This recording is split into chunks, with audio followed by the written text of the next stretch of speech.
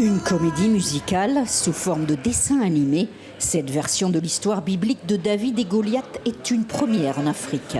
Le réalisateur a travaillé sur le scénario pendant plus de 10 ans. Il s'est rendu plusieurs fois en Israël pour s'assurer de l'authenticité des décors, un travail qui a mobilisé des centaines de personnes. Certains ont quitté Disney, Pixar ou DreamWorks pour rejoindre le projet et s'installer ici au Cap. On a aussi travaillé à distance avec d'autres membres de l'équipe dans 27 pays en tout. Preuve de la montée en puissance du cinéma sud-africain, les propriétaires du studio ont réussi à mobiliser plus de 3 millions de dollars en préachat. C'était une aventure, pas d'argent, et puis tout à coup, les fonds sont venus.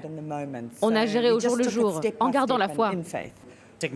La technologie évolue très rapidement. Les obstacles face à la concurrence sont en train de s'abaisser. Je pense que l'Afrique va donner naissance à de magnifiques histoires qui toucheront le monde.